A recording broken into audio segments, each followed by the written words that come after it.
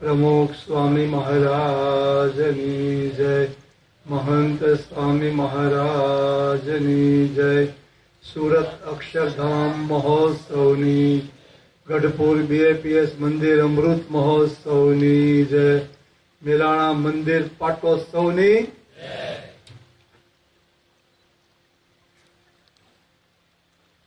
जे घेला नदी में स्वामिनारायण भगवान પોતાના પરમહંસો પોતાના ભક્તો સહિત નાયા, એ પ્રસાદીનું પાણી તને પીવો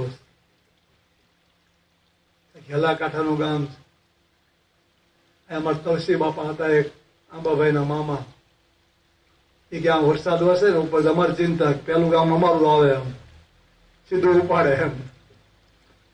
ઘેલા કાંઠાનું ગામ, એનું મંદિર થયું આપણું, આ સત્સંગ થયો, અને કેટલા પાટોત્સવ છે આ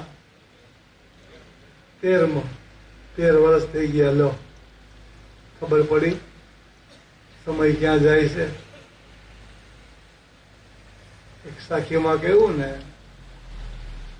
કે ચંદા સૂરજ વધતા ને દેખ્યા, વધતા દેખીએ નહીં વેલ, હરિજન હરિકો ભજતા ને દેખ્યા, વહી આશ્ચર્ય કા ખેલ। ઊંચો કેટલો વધ્યો ખબર ન પડે, આમ કઈ ઉપર આવ્યો એમ કઈ મીંડ આવ્યો ખબર ન પડે, તો કઈ વેલો આવ્યો હોય દૂધીનો દુરિયાનો ગલકાનો તો વધે છે, પણ ક્યારે વધે ખબર પડે એમ આ સમય ક્યારે જાય છે કઈ ખબર પડતી નથી। એ ગઢવીમાં ચારોમાં એક બહુ મહાત્મા ઈશ્વરદાસ થઈ ગયા, એમાં લખ્યું છે એમ એક દુહામાં कि आयुष्य नर्तन अंजलि तपकत है श्वासो श्वास, हरि भजावीण जाते देखो अवसर ईश्वरदास।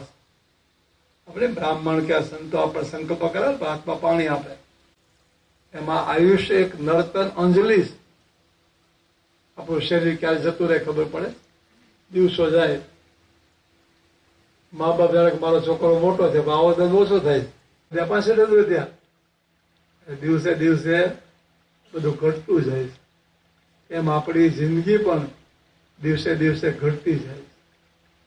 આવી નાની એવી જિંદગી, પેલા એવું કહેવાતું ભાઈ 100 વર્ષ જિંદગી, હવે એવું છે?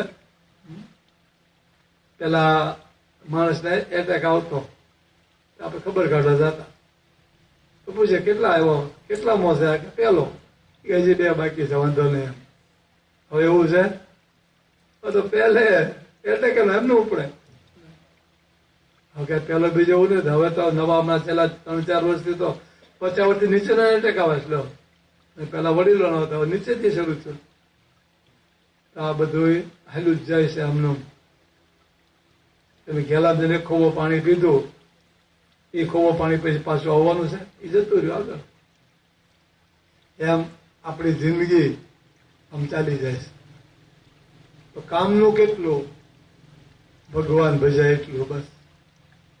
ગુણાતીતાંશક વાતમાં વાત લખી છે, પ્રસંગ લખ્યો, એક વેપારી એક આમ કઠિયારાનું ગામ હતું, ત્યાં ગયા, વેપારી મોટા સાહુકાર શેઠ, આમ ગયા તો એક આમ સુગંધ આવી એક પ્રકારની, તો ચંદનનું લાકડું બહુ એવી સુગંધ આવી, એમાં 52નું ચંદન પાછું ઉત્તમ, આ ચાલુ સુખડ છે ને એનો કઈક 8-10 હજાર રૂપિયા કિલોનો ભાવ છે, ચાલુ છે એનું 52નું ચંદન હોય, પાછું ટોપ ક્વોલિટી, તો સુગંધ આવી એને 52ના ચંદનની। એટલે એમને પૂછ્યું બીજા બધા કે આ ગામમાં આવા કોણ છે ધનાઢય, આ ચંદન બાળે છે, યજ્ઞ છે? ના યજ્ઞ, તો કઠિયારાનું ગામ છે બધું। એટલે સુગંધે શેઠ બાપા એ કઠિયારાને ઘરે ગયા, તો પેલી બાઈ રોટલા ઘડતી, એનું લાકડું સુખડનું રોટલા ઘડતી હતી, કે બેન આવું તમને ખબર લાકડું શેનું છે, કે હવે તો વર્ષોથી બાળીએ, આજ બાળીએ બધું, કે ન હોય આ જુદું છે, લઈ જાઓ તમારે જોતું એ ટુકડો જો શેઠ લાવ્યા। આ શેઠ વૈષ્ણવ ભક્ત હતા, તો આપણે ખબર ઠાકોરજીને ચંદનના વાઘા હોય, તો શેઠ ઘસી અને ભગવાનને અર્ચા કરી। સ્વામી કહે છે કે શેઠ જયારે ગુજરી ગયા ત્યારે ભગવાનના ધામમાં ગયા, તો એક દ્રષ્ટાંત હતું, પણ સ્વામે પછી એનું રહસ્ય ખોલ્યું કે હેમ ગોપાળી જાડેજા ભરતખંડ, 52 ચંદન એટલે આપણો મનુષ્યનો દેહ. ખબર વિનાનું ક્યાં જાય છે બધું? હવેલી મેળી, છોકરા, સ્ત્રી, ખેતી, વાડી, ઘોડી, ધંધો એમાં ગઈ કાઢવા ગયા. વિભીષણ નહીં તો માન્યો નહીં કોઈનું. એમ આપણને ભગવાને આવો કિંમતી મનુષ્ય દેહ આપ્યો. કેટલો કિંમતી છે આ મનુષ્ય દેહ. આપણે આમ ખબર ન પડે કે આ કેટલી વસ્તી વધે છે, એમને નથી મળતો. આ એટલા બધો યુગો જાય પછી આ મનુષ્યનો અવતાર મળે, એમને નથી મળતો. આપણને કંઈક મળી ગયો એમ મળે. એટલા યુગો જાય પછી આ મનુષ્યનો અવતાર ફરી વખત, તો એ અવતાર આપણને મળ્યો.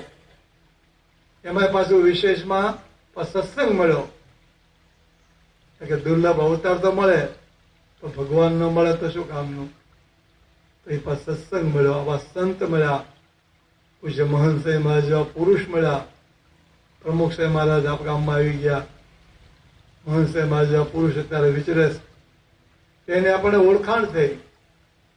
સ્વામી એમાં કહ્યું ને કે બ્રહ્માનંદ સ્વામી પરીક્ષા કરવા આવ્યા હતા મહારાજની, લાડુદાનજી. પણ પોતાની પરીક્ષા મેં કહ્યું લાલા હતા બ્રહ્મ છે 10.5 કિલો પહેલા કેવા લાગતા છે, તમે 3 કિલોમાં આખા પીળા લાગો છો, તો બ્રહ્મ મુનિ તો 10.5 કિલો સોનું પહેરતા હતા. કેવા છે? એક ઝાટકે બધું મૂકી ઓળખાઈ ગયા ભગવાન. હું જેને ગોતતો તે મને મળી ગયા. નહીં ઓલે છે ને ઓલે એક ભાઈ સિતારા વગાડતા વગાડ્યા કે આમ સિતારા મામા વગાડ્યા. એક દી બેસી ગયો આમ લઈ, હાલે નહીં ચાલે નહીં આમ નામ બેસી ગયો.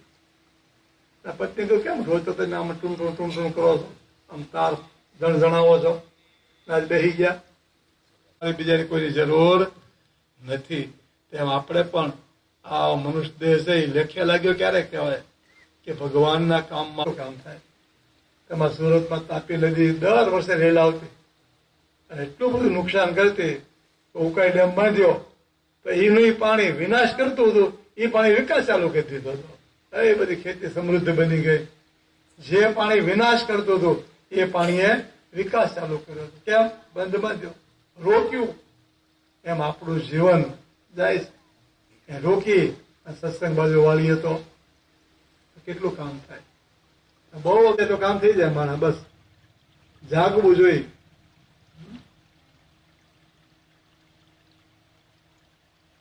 એક ભાઈ છે ને સુતા હતા રાત્રે, 9 વાગે હોઈ ગયા. રાત્રે સપનું આવ્યું. સ્વપ્ન કોકના હારા, કોકના એવા વિચિત્ર આવ્યા પાછા. ત્યારે સ્વપ્નમાં કોકનું ખૂન કરી નાખ્યું અને પકડાઈ ગયો અને કેસ ફાઇલ થઈ ગયો. જન્મટીપની સજા પડી 20 વર્ષની. એ સજા ભોગવવા માંડ્યો. સજા ભોગવો તો જેલમાં 15 વર્ષ થઈ ગયા. સપનામાં બધું. અને આપણે 6 વાગ્યા પૈરે આમ જગાડે, જાગો 6 વાગ્યા જોવા મળ્યું. આવું બધું ત્યારે બાજુ હતો હું તો જેલમાં હતો, એ તો મહેલમાં હતો. તેના પત્ની કે કેમ તબિયત બરાબર નથી, કઈક બીપીની વધઘટ થઈ, કઈ શુગરની લેવલ અકપત થયું કે એવું કઈ નથી. તો પછી કેમ આમ બે બાકડા થઈ ગયા હતા કે જો સાંભળ દસ કે શું કે હું તો ને પછી મને સ્વપ્ન આવ્યું. ભાઈ કે આવે આમાં કે નહીં કઈ સાંભળ જોવા જેવું છે. કે શું આવ્યું કે સપના મેં ખૂન કરી નાખ્યું. કે સપનામાં ખૂન કરે કે જે આગળ પછી કે સજા થઈ અને હું સજા ભોગવતો હતો. એમાં 15 વર્ષ ભોગવાઈ ગઈ અને જગાડે ને હવે 5 વર્ષ બાકી રહે. એ કોણ ભોગવશે એ ચિંતા છે. હવે એ 5 બાકી રહે કોણ ભોગવશે? ત્યારે પત્ની બહુ હોશિયાર હતી કે હવે નહીં ભોગવી પડે. કેમ? હવે તમે જાગી ગયા એટલે નહીં ભોગવી પડે, ઉતા તો ભોગવી પડે. જાગી ગયા એટલે કઈ સજા ગઈ, માફ થઈ ગઈ. એમ આ જીવ જાગી જાય ને ક્યાં આમ તો જાગ્યા છે આપણે બધા. એ જાણો કે આ નિશા સર્વ ભૂતાના આમ બધા જાગેલા જ છે. પણ ભગવાનના માર્ગે જાગે, સત્સંગના માર્ગે જાગે, એ જાગૃતિ છે. બાકી આખી દુનિયા જાગી છે, બધા આપણે ત્યાં જાગીએ છીએ. બધા ક્યાં કોઈ જોલાય ખાતું નથી. 12 વાગે તો જોલા આવે, ભૂખ લાગે તો નાસ્તો થયો એટલે વાંધો ન આવે. તો આમ તો જાગેલા જ છીએ આપણે. પણ ભગવાનના માર્ગે જાગે, સત્સંગના માર્ગે જાગે, આ સત્પુરુષના માર્ગે જાગે, એ જાગૃતિ છે. અને એ જાગૃતિ લાવવા માટે આ સત્સંગ, આ પાટોત્સવ, આ શાકોત્સવ, આ મંદિર ઉત્સવ એ જાગૃતિ માટે છે.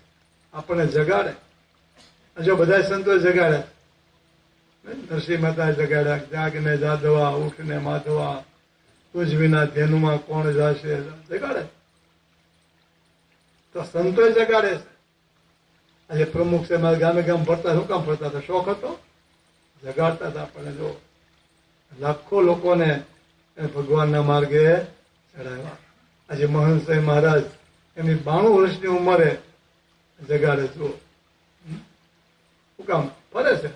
ભલે હવે એનું શરીર થોડું મર્યાદામાં આવી ગયું, પણ તોય હજી પત્રો દ્વારા, ફોન દ્વારા, મુલાકાતો ચાલુ જ છે જાગવાનું, જગાડવાનું. પોતે જાગૃત પુરુષ છે, એ આપણને જગાડે છે. તો સ્વામી કે એ કામ આ થાય કે જેમાં ભગવાન પ્રગટ હોય ને, એ આપણામાં ભગવાન પ્રગટ કરી શકે છે. દરેક લાકડામાં અગ્નિ છે, પાછું નીચે છે ને લાકડાની, આમાં અગ્નિ છે જ. પણ તમે તપેલું મૂકો તો રસોઈ ન થાય. પણ બહારનો અગ્નિ એને અડે તો આનો અગ્નિ અંદરથી પ્રગટ થાય, પછી આપણું કામ થાય. એમ આપણામાં ભગવાન છે જ. તમારા મારા બધામાં ભગવાન છે. કૂતરા બલાડા બધા ભગવાન છે.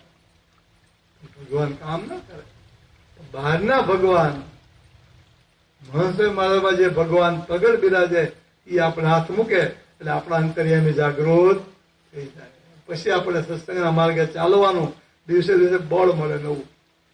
પછી આપણે જાતે લેવાય ન જાય. ખાવામાં, પીવામાં, બોલવામાં, જોવામાં આપણે લેવાય ન જાય. આમ શુરવીર થઈ જાય માણસ. તો ક્યારે થાય? અંતર્યામી જાગૃત થાય ને તો. એ અંતર્યામી જાગૃત કરવા માટે આ બધા પ્રસંગો. આજે આ મુકેશભાઈ આ પ્રસંગ યોજ્યો આખો એમને અક્ષય દિવસ દીકરીના માં, એક શું કામ આવું કરે? એમને તો ન થયું હોય. આ બધું બધા જમાડવાના મંડપ, આ બધું ખર્ચો થાય છે, ઘણો બધો ખર્ચો થાય. પછી લેખે લાગે છે. જો લેખે લાગે. હું તમને આ માઇક છે, આનો 3 ઉપયોગ થાય. માઇક છે 3 ઉપયોગ થાય. જો હું અત્યારે બોલું છું ને તો એ સદુપયોગ થયો ને. આપણે ભગવાનની વાર્તા કરી, હમણાં સોમબાપો કથા કરી છે, ભગવત કીર્તન કથા કરી, તો સદુપયોગ થયો. ફિલ્મના ગીત ગાવતો ઉપયોગ. પણ ઝઘડો જેમ કોઈ ઉપાડી બે નાખે તો દુરુપયોગ. મોથો કોઈ નાખે તો મરી જાય, દુરુપયોગ. એમ આપણા જીવનનો આપણે શું કરીએ છીએ? ઉપયોગ, સદુપયોગ, દુરુપયોગ, એ જોવાનું. જીવન તો મળ્યું છે બધાને. તો ભગવાને છે ને અમુકમાં વારો તારો કર્યો, એ તો આપણે કર્મ પ્રમાણે આપણે માની શકીએ ભગવાને કર્યો. રૂપ અમુકને બહુ આપ્યું, રૂપ એકદમ માઇન્ડ સમ લાગે. અમુક કાળા દુકાન એવું બનાવ્યું. પણ સમયમાં આપણે દિવસ કલાકનો 24 કલાક. નરેન્દ્રભાઈ મોદીને 24 કલાક, મુકેશભાઈ અંબાણીને 24 કલાક. એમાં ભગવાન એક સેકન્ડનો ફેરફાર નથી કર્યો. હરકો દેખો, પણ કેમ વાપરવો એ આપણા હાથમાં છે. એનો ઉપયોગ કેમ કરવો સમયનો? સમય તો આપ્યો ભગવાને આપણને. હવે એનો ઉપયોગ કરતા શીખી જાય. એ સમય આના માટે. હા, તમે સંસારી છો બધા, તમારી ફરજો છે. તમે કોઈને પિતા છો, કોઈના પુત્ર હશો, કોઈના પતિ હશો, કોઈના ભાઈ હશો.